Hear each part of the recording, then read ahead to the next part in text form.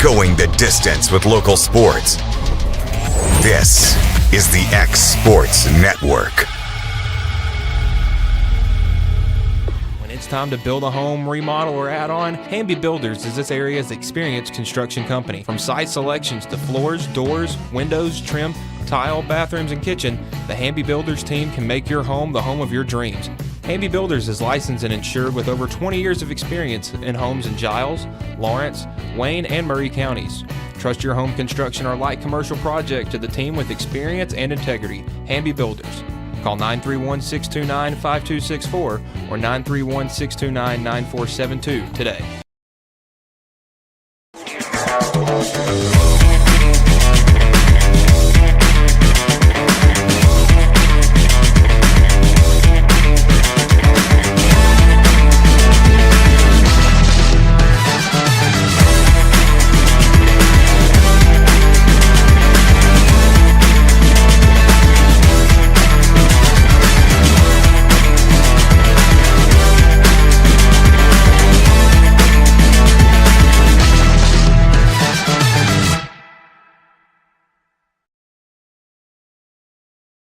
Bring your outdoor dreams to life at Loretto Nursery and Landscaping. This one-stop shop can help you get your project done from start to finish. Go see for yourself. They have a wide variety of plants, from tropicals to ferns and trees, plus hanging baskets. What they have to offer goes beyond what looks good. They also supply concrete, mulch, compost, and drainage culverts. Don't forget about their on-lot buildings and chicken coops. You think that's all? You can also stop by to fill up your propane tank. Loretto Nursery and Landscaping has you covered. Stop by 409 South Military Street.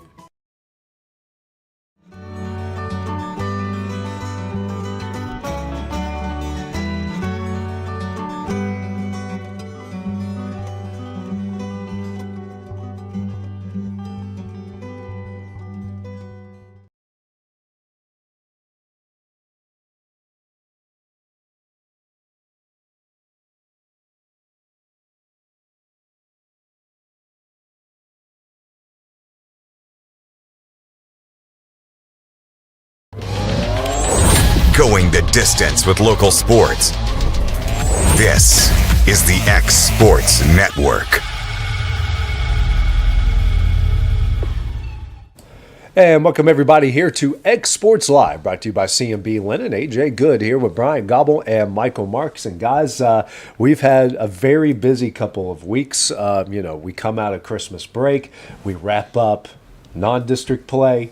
We're almost, everybody I think has a couple more left to go, but now we're getting into district play. It's been a busy time of year, and we have certainly been on the road a lot here over the last few days. Well, no kidding. I mean, just sitting here looking at my schedule, just all these games, So a bunch of traveling going on, but we've had a ton of good games going on between all three of our high schools and even some of our middle schools. So a ton of great action, and it's been a blast to cover it. And it's turned into basketball weather, too. Yeah. It's gotten cold outside. I can't stand it. Very cold, yeah. Coming back from Knoxville last night for these games, and I had two good ones. The Pellissippi women were down 16 at the end of the first quarter, forced overtime, won by 6. Then the men were down 14 with 7 minutes left to play, came back, tied it up. Then Cleveland State hit a buzzer beater, a three-pointer from the corner to win the game. But it was snow flurrying in certain parts. Yep. And I think around Mount Pleasant on my way back last night. So I was going to guess the Plateau, but you made it almost all the way back home. I did, but I was looking. I'm like, that's not leaves.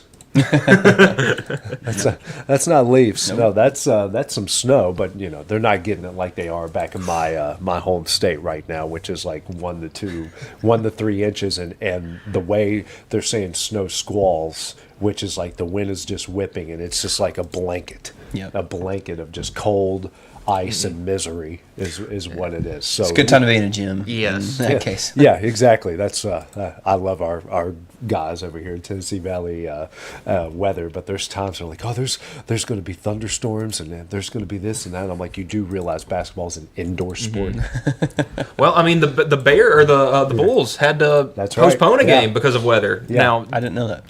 This year. And then the one time I was actually going to get to see my hockey team play in Nashville, the weather made the pipes burst at Bridgestone Arena. So the Blue Jackets, it was right after Thanksgiving. So the Blue Jackets and, the Preds were supposed to play Ottawa before then. So they postponed. And of course, when did they reschedule the game? On a Tuesday during basketball season. So perfect not for you to not be able to watch. Thank you, NHL. And in the words of Friends. Yeah, there we go. I actually one it's of a my Christian first way to do it. One of my first high school basketball games was rained out. We were in an old gym up at in Woodbury, up at I guess Cannon County. I think that's where that is. And I guess it was a middle school gym or something like that. And we get there an hour before the game. We're about to start warming up. And the roof springs a leak. Oh, wow. And it poured down rain the entire day. We had to cancel the game. Yeah, I've seen a few things. I want to say it was my junior year of high school. So back in, it would have been the 2015 basketball season. Yeah. There was a leak in the gym over here at Ralph Finson Gymnasium, and it was dripping down like right at the top of the key. Yeah, and it wouldn't stop, and they didn't want to cancel the game. So they had some student, there were a couple idiots that had to run out there. As soon as the ball went the other way in transition, they were running out there with a cloth to wipe it up. And heaven forbid it was a quick turnover coming back that way, and some guy's trying to get out of the way. Like NBA college basketball with the mob guys. But this was just a rag that they found in the janitor's closet. He's wiping it up and trying to get it back out of the way. Gosh, if you're watching this and you remember that story and that was you, let me know. I can't remember who that was. They're actually one of the high schools I used to cover in West Virginia. They have a sprinkling issue. Their high school is almost brand new, and their gym, they have a big, like very Ralph-esque looking gym. Mm-hmm. They have a sprinkler issue, and they're having to move it to this arena or this field house that's like 90 years old. And they're having to play all these different games. And in West Virginia, which is why it's such a bit of a shock when I moved down here, because up north, the girls-boys doubleheader is not a thing. Oh, different nights. Yeah, and they don't even play the same opponents. How about that? So, they're having to do double headers. Like, it's Mingo Central High School. Like, the girls are playing Logan, the boys are playing Chapmanville. Yeah. Vice versa. Mm-hmm. And they're having to flip the original home games are now road games, and then they're going to come back to this place. So yeah, the only time I ever saw boys and girls double headers is when the coach was the same for both teams. Which that had to happen. A couple of them had to happen, and God bless their hearts. Shout out to Mike Skeens. You're a heck of a coach that you got one of those teams to a state tournament and the other one a step away, and you're having to coach both. Yeah, I would say that's pretty incredible because, around here, just try to think of doing that anymore. I hated you're from Sissonville, but other than that, that's you're good. You're good there. But guys, let's get into I can tell stories all day long. The quick one from my college baseball days, my sophomore year, we opened up Super Bowl weekend, which, by the way, NAI softball baseball starts Super Bowl week. Mm-hmm. They always have. So Super Bowl weekend, we played Williams Baptist in Arkansas. And now they have certain rules. If you can't play a game, it's below a certain degree. But it wasn't that way back then. And we're all just bundled up and trying to play this doubleheader. It's just awful. And one of our players goes, "Man, how cold is it out here?" And someone goes, 7. He goes, 7 what? He goes, 7. 7. That's it. It's 7 degrees. I hit it double down the line. Barely got the second because my little legs wouldn't move. And I hit it on the sweet spot, guys. Just ripped this thing. I was just like, why are we doing this? Yeah. That's my favorite thing about calling a cold baseball game is anybody gets a hit, and they just immediately start looking at their hands. Yeah, it was awful. But anyways, let's get into the local sports side of things. Let's start off with Summertown, guys. Girls and the boys, 2-0 within the district right now. Both of them looking pretty good. The boys have been dominant. The girls have played 2 close games against 2 really good opponents. And they found their way, especially the fourth quarter. That's kind of been the corner they've dominated all season long, and they've looked pretty good. Well, what a better time to play good as in the fourth quarter. Yeah. And they've had 2 tough battles. They had to go to Community, who typically has a pretty good women's basketball program. And then, Coach Wild there at Forest with their women's team is always going to be a good coach. Right. But, talk about the Eagles, the boys team. They have been awesome. I was looking right now. They're first in the district in scoring in district games. They scored 90 the other night. They're averaging almost 83 points per per game in district, only giving up 54. Yeah. Can't ask for much better than that. And they got who next? That Community. would be No. that would be the boys in black on the Tuesday. Loretto game. Yeah, but they that's get a what I week thought. off. Yes, They do. The bye week, and Yeah. they're resting, which they should. They've played a lot. And shout out to Leighton Sherman, career 1,000-point Yes. the other night. So Good for him. good for him. But they're just the boys are finding ways, and they're getting good defensive plays down the stretch. They just overwhelm you. They move the ball so stinking well. They find each other. They're a very unselfish team. They chuck up a lot of shots, but everyone's equal with that. Graham Howe can go off. Leighton Sherman can go off. Sawyer Sherman can go off. Ryder Blackwood could go off. Andrew Mabry might be the most athletic guy on the court. He's no taller than this desk. He can go off. I mean, they're just. I'm not even mentioning the guys. They're adding new guys to the bench who are coming off the bench and doing great things. This team is they seem loaded right now. Yeah, and it's crazy. I mean, you just go and look at their points in some games. 81 here, 75 there. 90 against Forest on Tuesday. Just incredible offense, and the fact that their defense is holding up. The last 4 games haven't given up more than 62 points.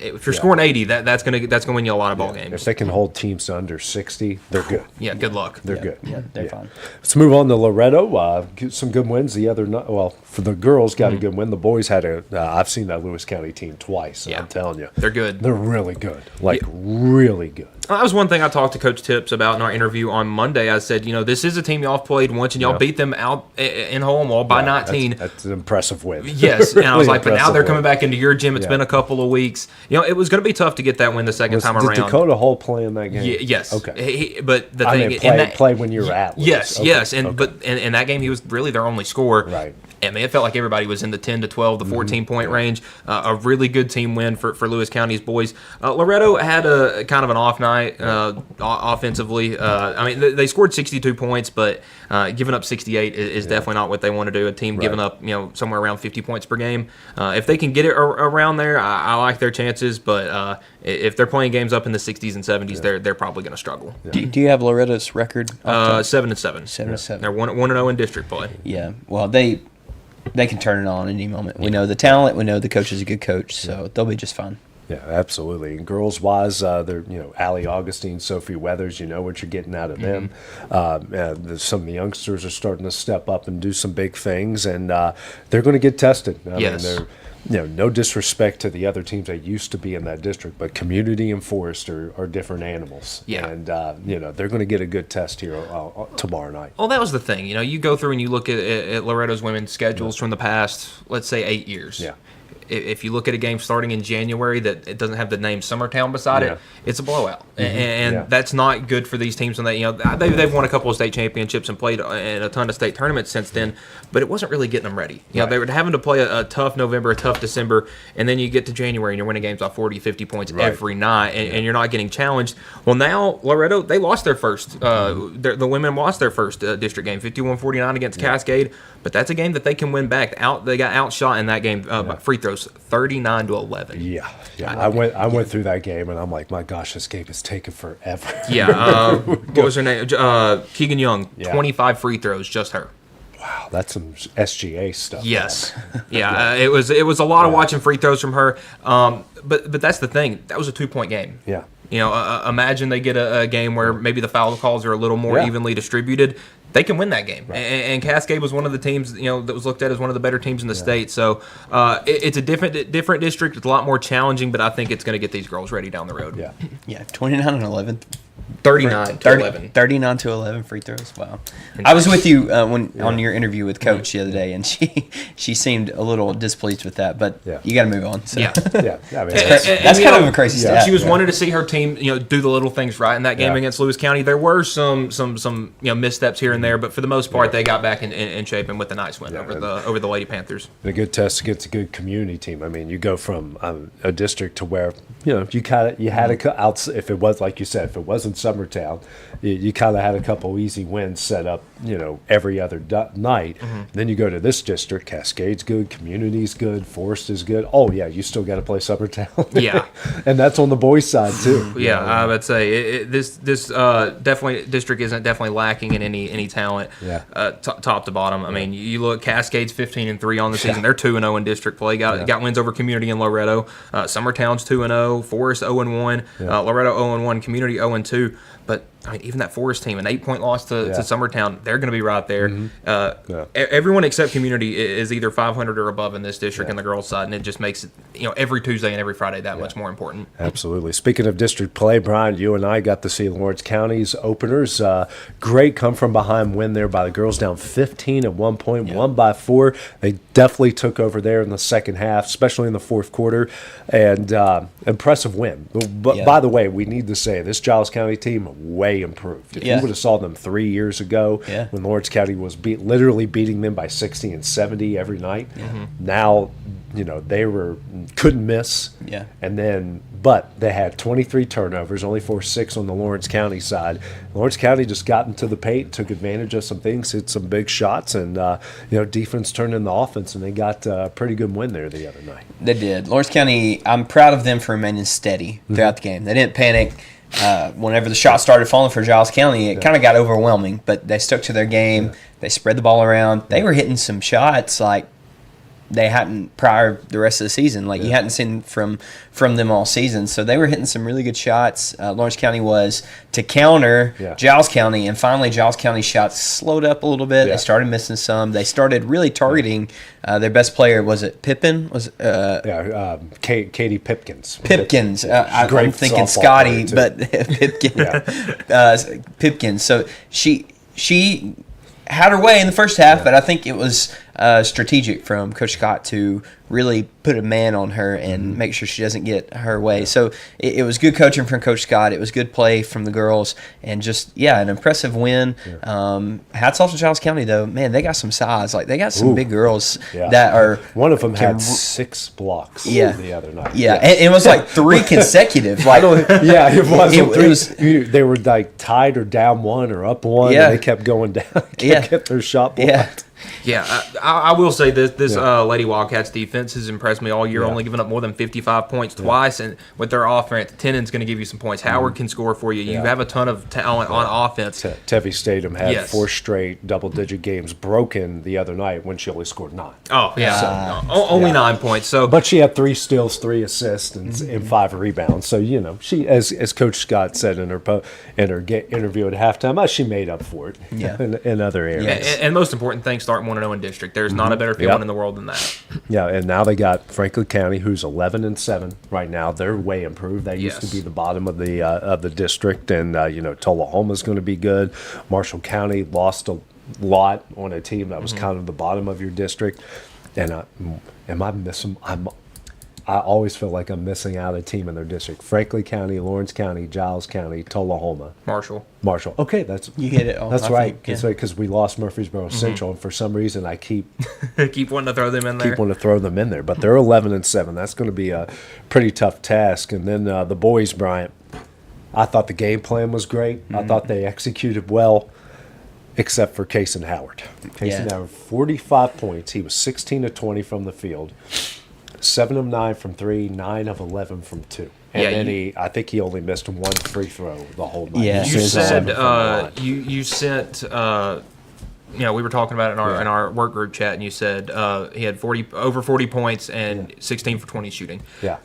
40 points on 20 shots is insane. And none of those were gimmies. Like some of the layups were not really contested, but like he hit, when you hit 7 3-pointers and he was like shooting over guys. Like he wasn't wide open on maybe 1 or 2 of those that he made. He was being contested the whole night. Yeah, they were tough shots, and he looked really good. I think Lawrence County's lack of size hurt him down the stretch because he started getting to the basket and making a lot. He wasn't to me, you can tell me if I'm wrong, but if I'm remembering correctly, he closed the game out by driving and getting to the basket and shooting free throws if he got fouled. Right. And I think Lawrence County's lack of size allowed that. Like if you had someone down low who could defend well, who maybe had a little more reach, maybe was a little taller, maybe you could have contested, made him a little uncomfortable, but he knew he could get to the basket and do whatever he wanted, and he was able to close out that game magnificently. Like I just hats off to him. You just got to tip the hat, man.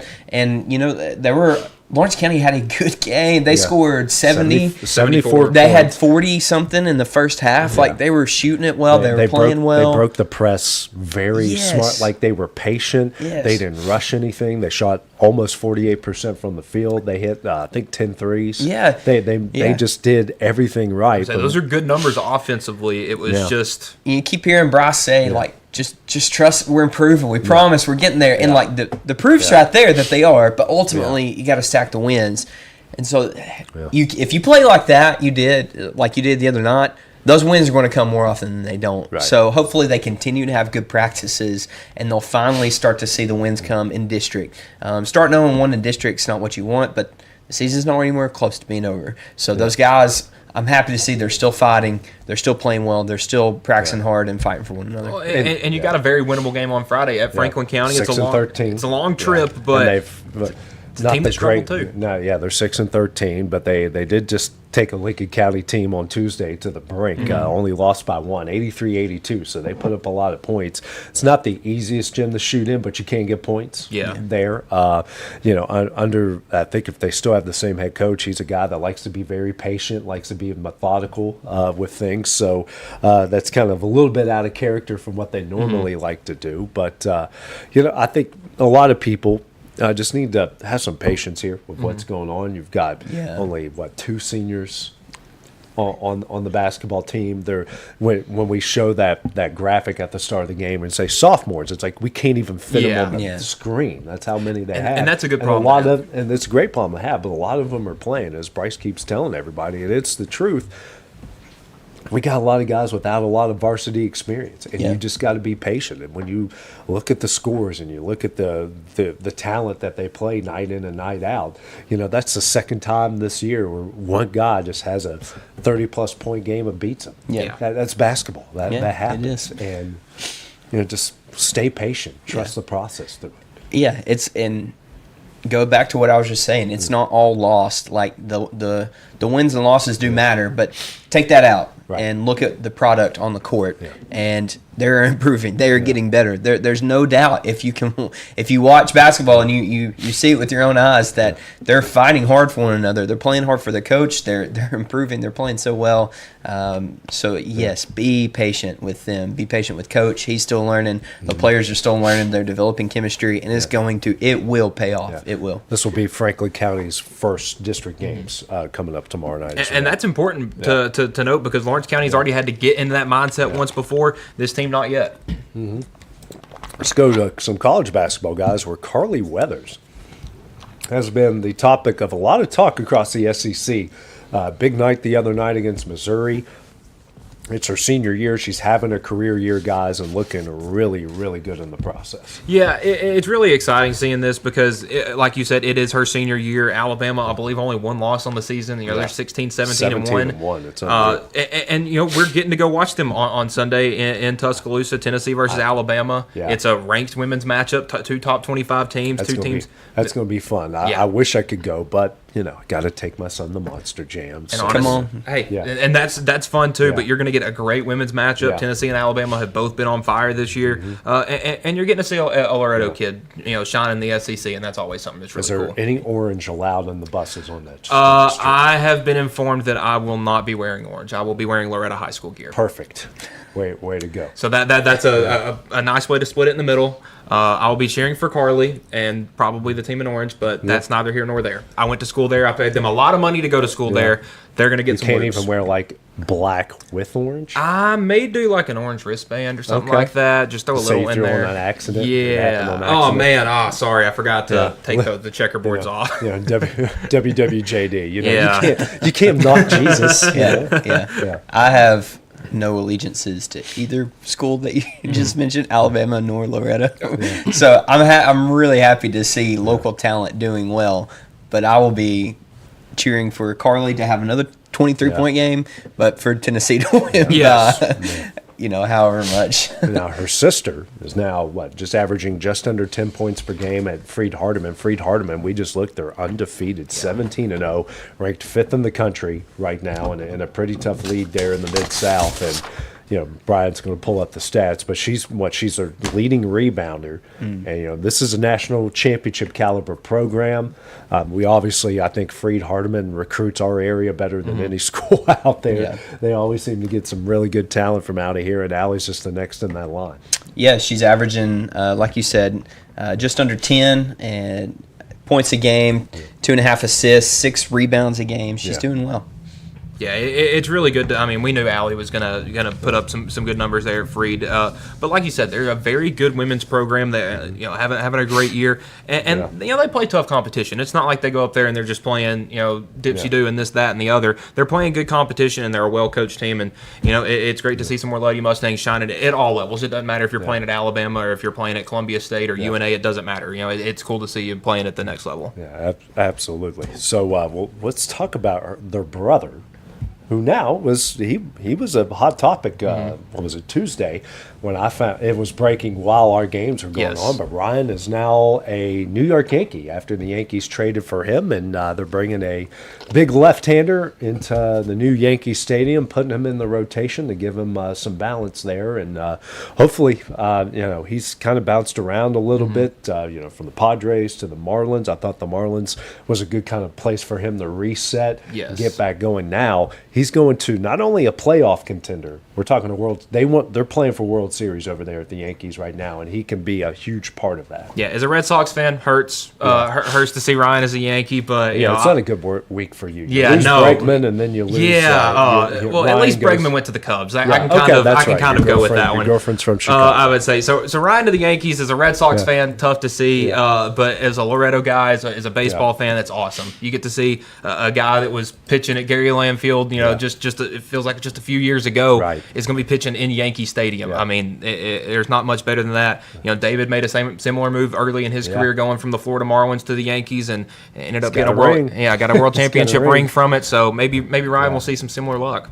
Yankees have a lot of starting pitching, so I don't know how they're going to use him. I'll be interested to see how they're going to use him. The latest graphic I saw had him slotted in the 4th spot, so it would be Max Fried, Cam Schlittler. Yeah, Schlittler, Luis Hill, Ryan, and then I can't remember who the 5th guy was, but they're going to have a good rotation. Yeah, they have a lot of guys they can play with. So I think that takes the pressure off Ryan a little bit, not to be the guy. He can come in and do his stuff and work to do good without having the pressure of the world on him, I guess. Yeah. And you're in New York. There's always pressure. Yeah, that's true. Yeah, you're in the media market, but he could certainly handle it. He's there's been a lot of maturity you've seen out of him over the last couple of years. You certainly saw it a lot there in Miami, and it's typical. You start off young in the big leagues, and you grow as you grow in age. So, seen a lot of good things out of him, especially this past couple of years. And if he could stay healthy, he could be a big reason for the Yankees' success this year. Well, and one of his best performances as a Marlin was a 10 strikeout win in Yankee Stadium. So I think it's funny geographically looking at his path. Yeah, he's gone San Diego, Miami. I guess the Mariners are next. You got to You got to go to the Four Corners to complete the map, Ryan. Unless they put a team in Vancouver or Yeah. something Yeah, like that's that true. to hit the Northwest. Well, guys, coming up next, we're going to talk some college football and the NFL playoffs when we return here on Exports Live, brought to you by C&B Linen. At C&B Linen, fast, friendly, and reliable service is our promise to you. Because you're not just a customer, you're family. From multi-use linen to branded floor coverings and a complete range of cleaning supplies, C&B Linen is here to make sure you have everything you need. From our high-quality products to our fast, friendly, and reliable service, you'll experience the difference with C&B Linen. Because you're not just a client, you're part of our family. You'll be winning with C&B Linen.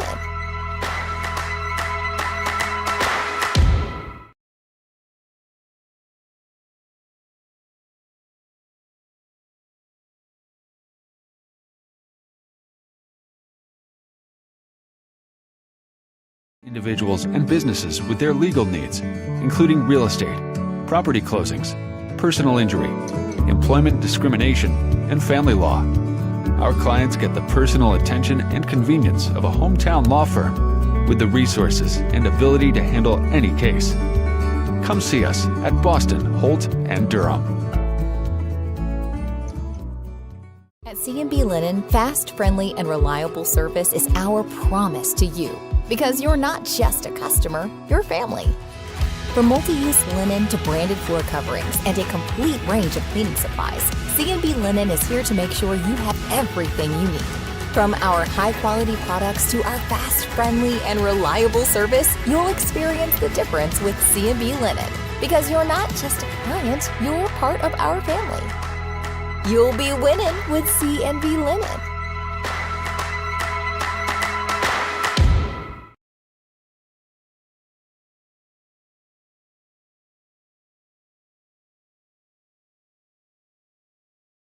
Welcome to Employee Resources Credit Union, where you're more than just a number, you're family.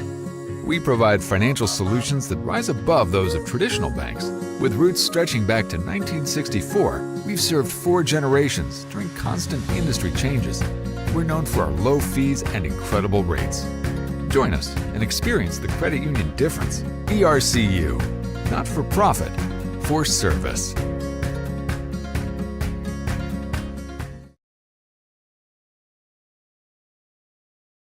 LUS is committed to our customers, from providing and maintaining energy-efficient utility services to friendly, helpful customer service.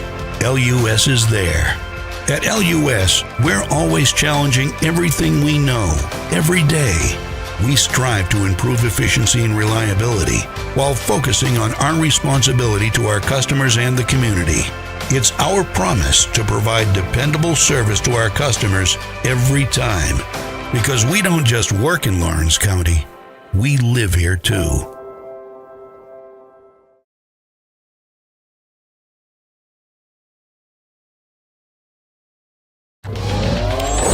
Going the distance with local sports. This is the X Sports Network. And welcome back to X Sports Live, brought to you by C&B Linen. AJ Good here with Bryant Gobble and Michael Markson. Thankfully, our names did not pop up on this latest FBI investigation.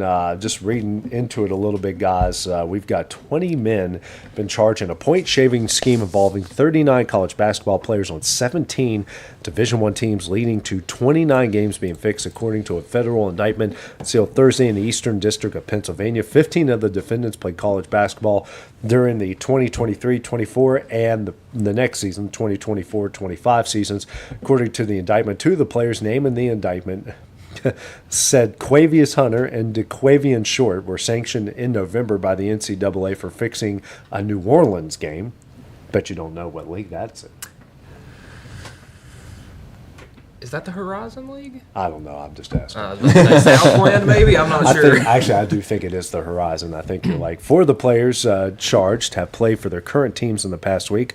Simeon Cottle, Carlos Hunt, Camion Shell, and Umar Qureshi. I hope I'm saying Nailed that it. right. Cottle had like 21 points the other night. Yeah, exactly. The allegations against Hartshell Qureshi stem from the previous schools, while Cottle's alleged incident occurred in the 2023-24 season. None of the allegations against him involved this season. Eastern Michigan, where Hart was a senior guard, said in the statement he has been suspended from all team activities. The charges filed in federal court in Philadelphia include bribery, wire fraud, and conspiracy. The bribery charges carry a maximum sentence of 5 years. The fraud charges carry a maximum sentence of up to 20 years, and this also involves according to the 70-page indictment, the betting scheme started September 2022 and is originally focused on the Chinese Basketball Association, the Guangdong Tigers. Yeah. Nailed it. Try to say that without smiling sheepishly at the same time. But guys, before we get into everything that's happened football-wise, this is wild. I mean, we've seen it everywhere else. Why not college basketball now? I think this is just the wildest thing because I read not the entire 70-page document, but I read probably the first third read all of it. 70? No, I didn't have that much time or the attention span I got for that. through the first 5. I just got through the initial stuff to know what they're charged Yeah, for. This is when Because it's hard when I was working in TV news and I would have to read through this stuff. Like you'd have to take a highlighter. Yeah. Because there's a lot of legal BS, but you can kind of, and you got to read through it like 4 or 5 times to actually get Understand what they're saying. Yeah. Get Maybe what this that is means. just my forward thinking, but put it into AI and tell AI, give me the highlights. Okay, well, this was like 10 years ago. Yeah, I would say the AI was this. Okay. I don't have to do that anymore. Thankfully. This is just insane. I mean, yeah, I guess like Yeah. it's like, well, that's a good idea. How let's bet on games that nobody's thinking of. Mm-hmm. But then you realize, okay, why is someone putting? Let's find a number in here: $370,000 on a game with Coppin State in it. Yeah. No, I mean nothing against Coppin State. That I've seen them in the NCAA Keep up tournament with the before. Coppin State Coppers. Yeah, exactly. Eagles. Sorry. But that's where Michael Vick is, right? No, that's Norfolk State. Norfolk State. Yeah, but, Coppin State done that football. But it's gonna look bad because Vegas is gonna look where the money's going, and you're putting millions and millions. I think something like $20 million involved in this in total, going into games with these small level schools. It's crazy. Yeah. And it's just, the 17 schools name: Abilene Christian, Alabama State, Buffalo, Coppin State. DePaul's probably the biggest name of the 17. Eastern Michigan, Fordham, Kennesaw State, LaSalle, New Orleans, Nicholls State, North Carolina A&T, Northwestern State, Robert Morris, St. Louis, Southern Miss, and Tulane. And there's not really even like a... The 2 biggest names are DePaul and Southern Miss and Tulane. But there's not really like a hyper located area. I guess you could say the it's all over southeast, but like Buffalo's in Buffalo, New York. No, DePaul's in downtown Chicago. Eastern Tulane's Michigan is in Kalamazoo. No, maybe? that's Western Michigan. They're in Ypsilanti. Started with a Y. Yes, Nailed that one. Nailed it. Yeah. I know how to say my college towns. They're going to put up some great numbers with like the All Prison League. Yeah, like I'm thinking. I would say we need Adam Sandler to come back and make a longest yard, but like that's where my mind went to. I'm like, yeah, this is Adam Sandler type stuff. What they were accusing him of. I'm also thinking, who's up for parole coming soon? Oh God. Henry Ruggs. Oh, Did you know that? Yeah. A lot of people. I saw a lot of people adding him to their fantasy teams because there is a possibility somebody could come up. he gets paroled. Well, I was Jeff Pearlman. If you guys seen this thing that he does, the Press Box Chronicles? Yes. He actually interviewed the guy that witnessed the crash.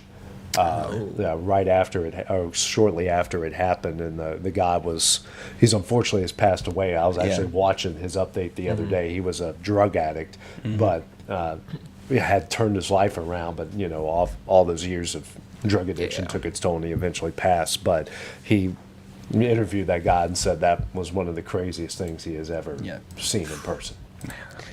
Yeah, wild. It's a very sad situation. I know I make a joke of it, but it really is like, think about how good Ruggs was and how promising a career he had, and also think about the life that was taken because Ruggs couldn't hand the keys to someone else, and it's just sad situation all around. And the thing that I take from that is, I've seen the Nick Saban press conference after it happened, like a week after it happened or whatever, and and all the rants and stuff he had.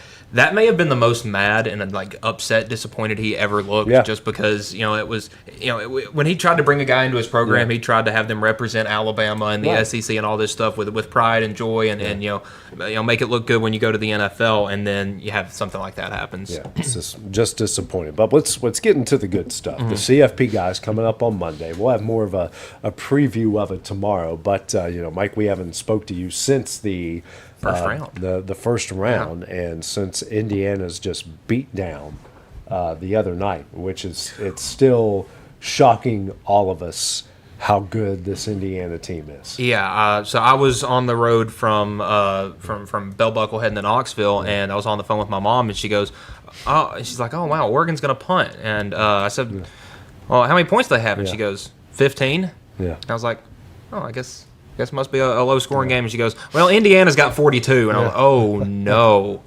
You look at the stats or the box score, that doesn't tell you anything because Oregon actually outgained Indiana offensively, but you just look efficiency. Fernando Mendoza has 9 touchdowns and 5 incompletions in the playoffs. I mean that is unheard of. And I'm trying to a lot of people were comparing him to that LSU team from 2019 and this, that, and the other. There's not a really great comparison because they don't feel dominant on one side of the ball or the other. They just extremely smart, extremely well coached, and extremely disciplined. That's just the only way to determine how you can win a game by 34 points like that. Yeah. They're really good. Yeah. But I think we also need to maybe start a narrative about Dan Lanning being the new James Franklin. Think of any big game. Think of any big games he's coached in. His first game at Oregon, a 49-3 loss to Georgia. Wow. You know, he makes it to the playoffs last year, gets smoked by Ohio State. Makes it to the playoffs this year, beats JMU and Texas Tech, who obviously didn't look very good, and then gets smacked by Indiana. Maybe Dan Lanning's getting a little too much hype. Could it be an indictment on Lanning or more of an indictment on like Oregon? Because I feel like this has always been kind of the story for Oregon, like make a national championship game and they can't win it. You know, I would say it doesn't matter if you're Chip Kelly, Dan Lanning, whoever. Who did they lose to? In the national championship game? Yeah. Are you thinking of Auburn or Ohio State? Because they lost to Ohio State in the first playoff championship game. No, I'm talking back in like maybe BCS. Auburn. Yeah, it was Auburn? the Cam Cam Newton's Newton Auburn year. team. Okay, yeah. But that was what was his name? Who was the coach of that? It was Chip Kelly, was it not? No, it was what is the guy that replaced Chip Kelly? Because Chip was already with the Eagles at that point. By 2010? Yeah, I believe so. There's no way. I think you're wrong. Oh, no. AJ. 2014, he would have been. It wouldn't have been Chip Kelly. Yeah. Who was the head football coach of Oregon in 2014? It was Mark Helfrich.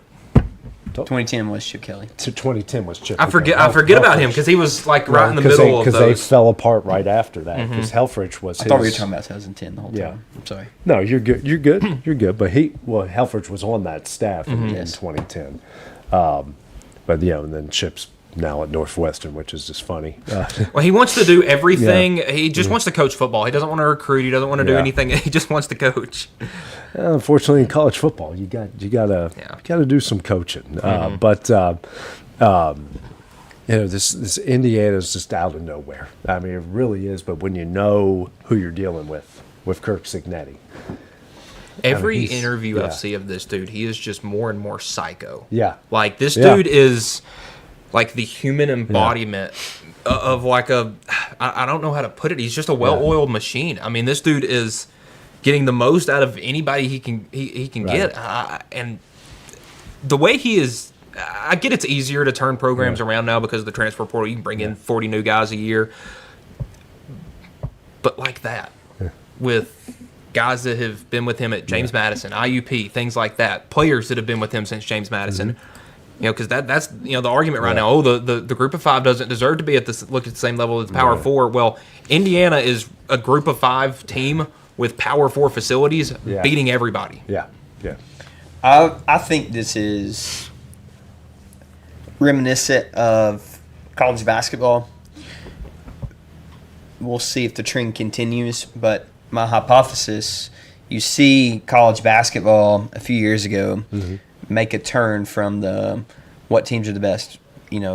With John Calipari, he's recruiting the freshmen, he's recruiting one and dones, maybe 2-year players, whatever, are playing, and it's not the old guys. Like, if you have a team full of veterans, like, oh, what's wrong? You don't have guys that were good enough to go to the NBA.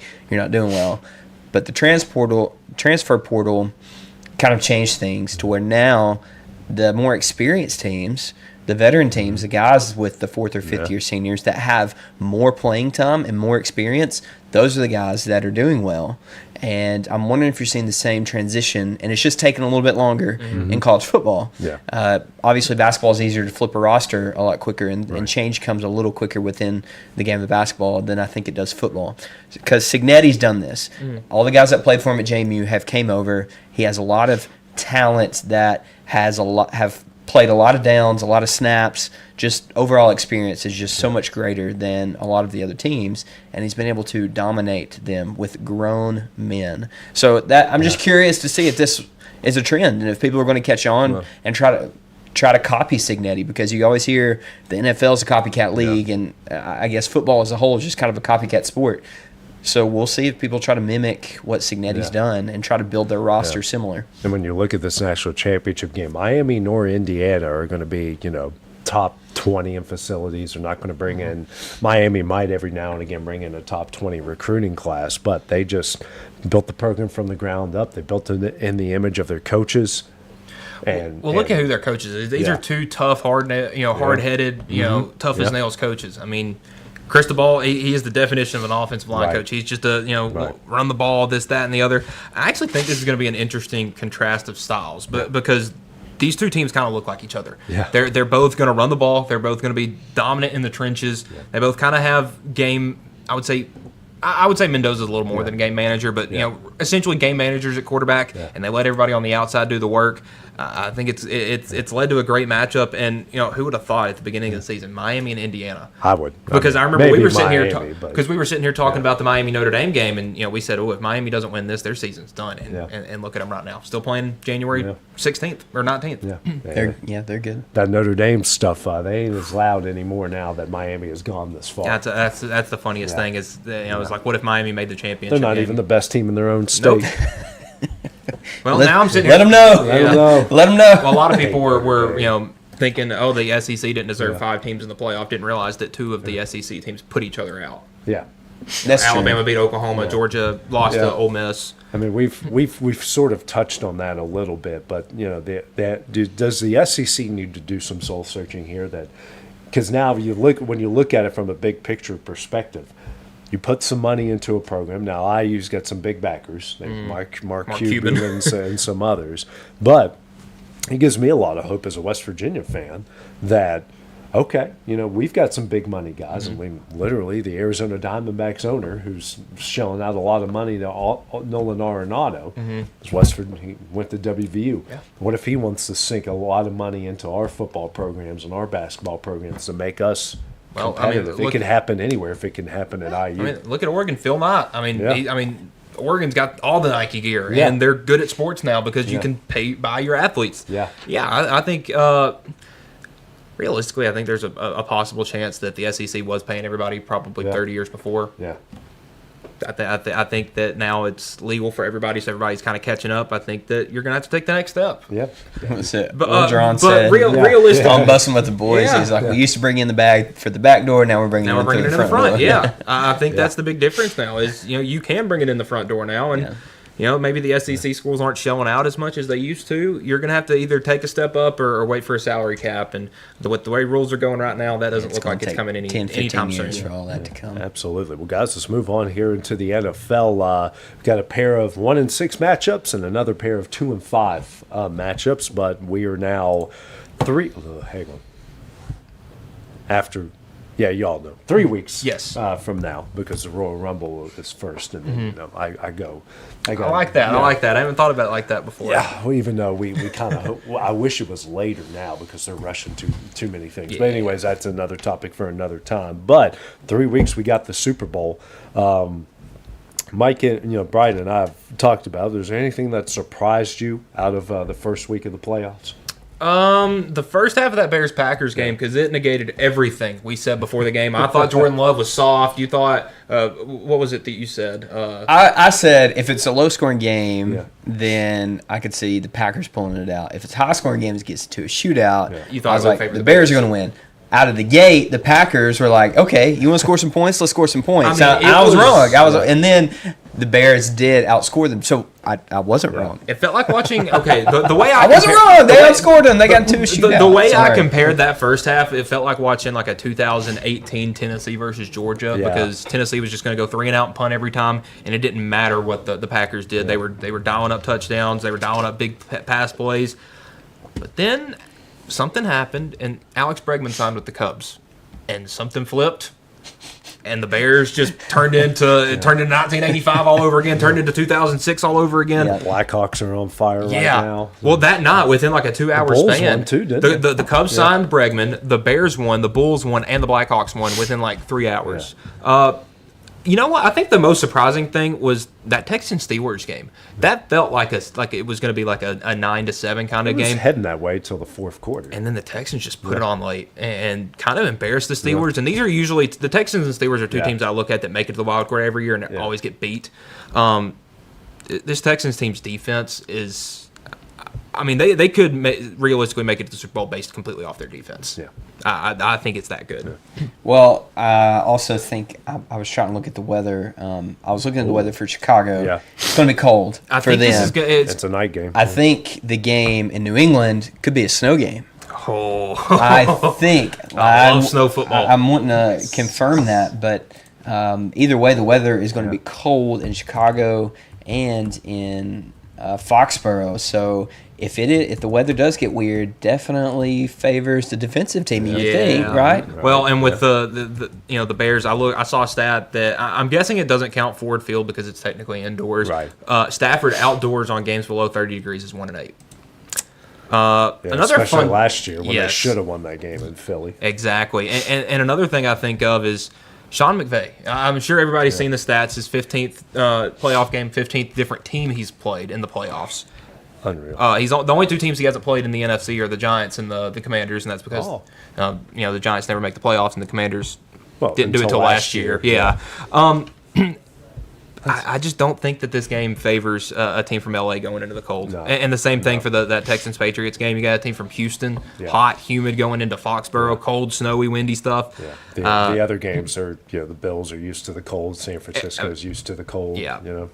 And I saw some stuff that the Seahawks were, if you sell your season ticket game for this, that there's a chance that you won't be able to renew your season tickets for next year. Because 49er fans come in and take They're over coming in your and taking building. over. Yeah. Dude, not it's a fan surprising, of that. I think if you're paying thousands of dollars for season tickets, you should be able to do it. What you please with them, Yeah, but that rivalry's serious. Yeah. oh yeah, I remember the Serious, 2014 NFC Championship Don't game. bring that up, please. I wasn't cheering for the Seahawks. If it makes you I feel cussed better. in front of my pastor. Yeah. For this. Is that the Richard Sherman, Aaron Andrews interview? Yeah. So what happens when you try me with a sorry receiver like Crabtree? Well, he was right. Crabtree's a sorry receiver. Poor Aaron Andrews. Yeah, poor Aaron Andrews. Now, and then Richard Sherman eventually became a 49er and helped He them did. get to the He Super did. Bowl. He did. So, I actually like the guy. Yeah. Brian and I were talking about this at the end of our last show on Tuesday. Like, there's so many guys like that I like, or there's certain teams that I like, even though my teams play them, but I hate certain players. Like, was it you hate Brady, but you don't hate the Patriots? Right. Is that it? Yeah.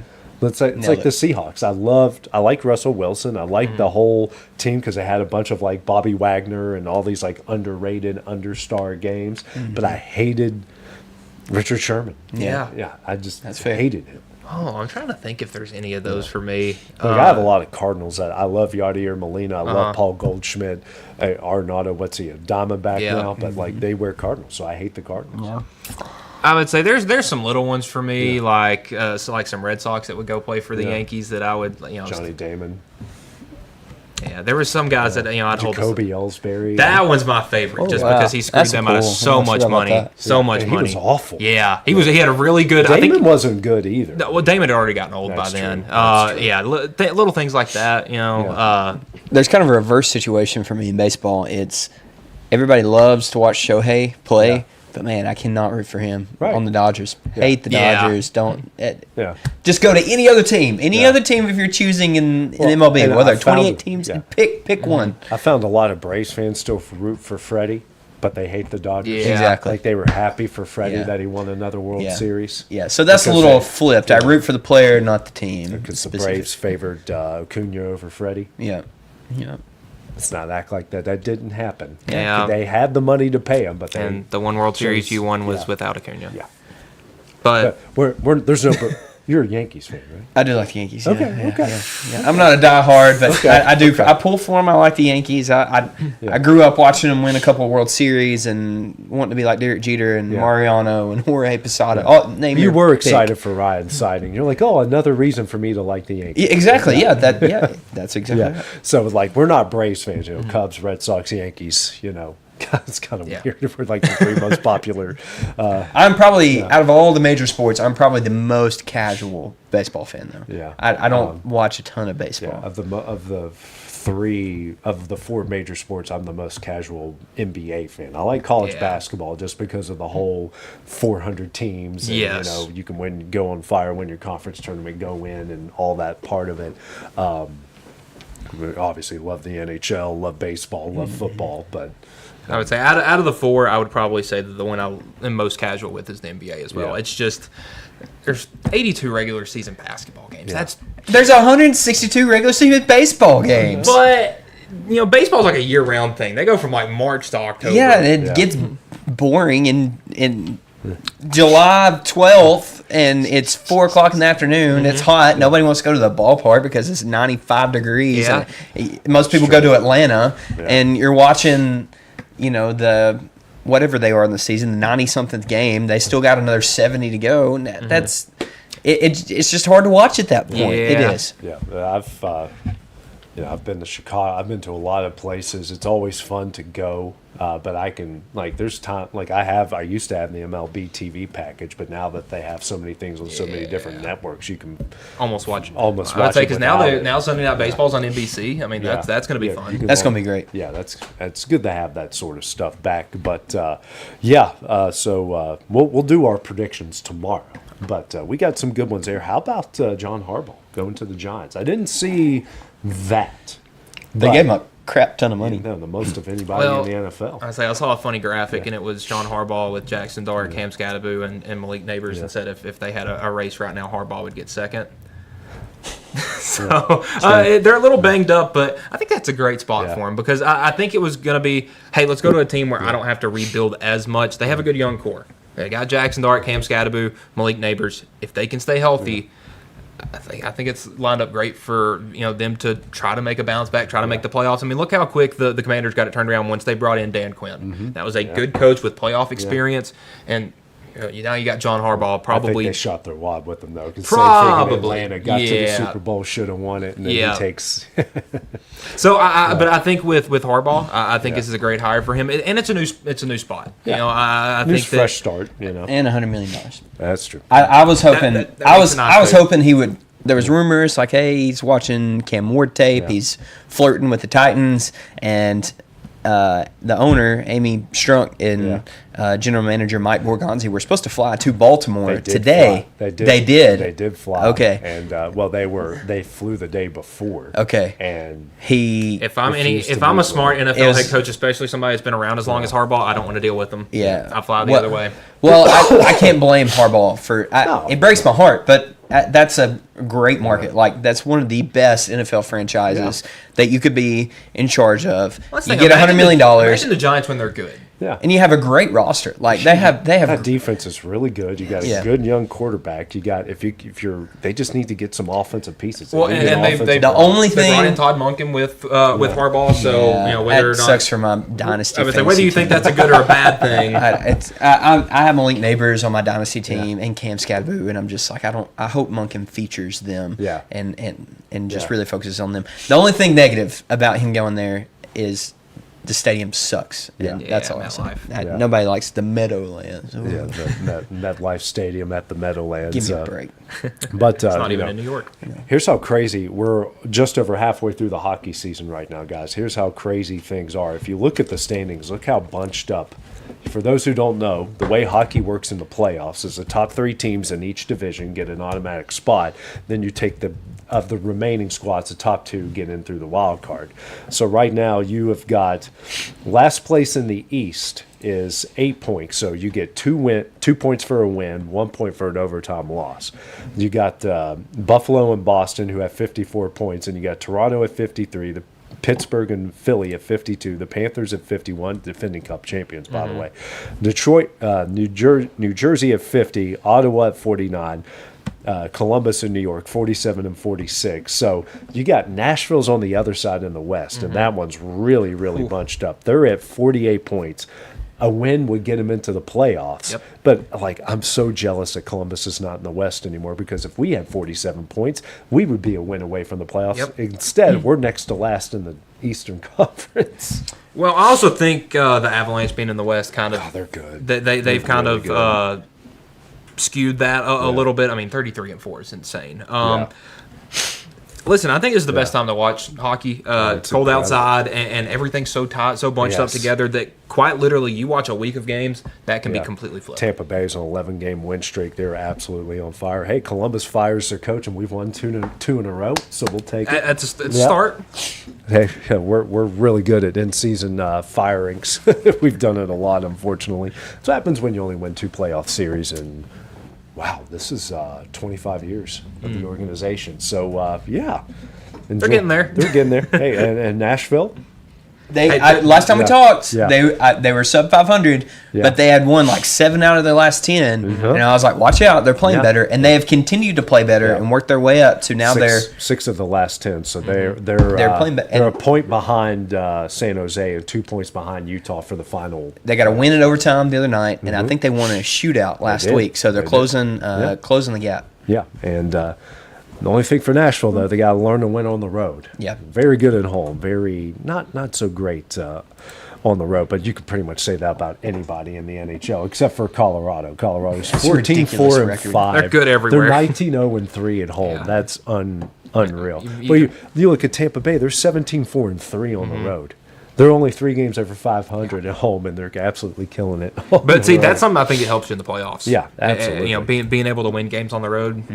Absolutely. Yeah, absolutely. But of it, all the sports, home ice advantage means the least in Yes. hockey. Yeah, yeah, absolutely means the least in hockey. Well, guys, another good show here today. Love talking the local scene, and tomorrow we're going to predict the CFP, even though it's on Monday. We're going to go ahead and give out our picks, and then we're going to predict the NFL playoffs tomorrow. So we'll get into all that, and hopefully no more federal indictments come down, and we don't have to talk about gambling schemes in Alcorn State and Abilene Christian and everyone, all these future North Alabama opponents involved in point Kennesaw shaving State, schemes. something like That's a form there in Kennesaw's, and it's like I told you guys, like, well, Southern Miss, did they do that against Marshall? Did we Yeah. win? No, they didn't. Why can't Kennesaw have a point shaving scheme when Yeah. they were playing UNA? Only when it's Yeah. convenient. Yeah, when they that's went to true. the NCAA tournament and had like 2 6'10", 300-pound guys.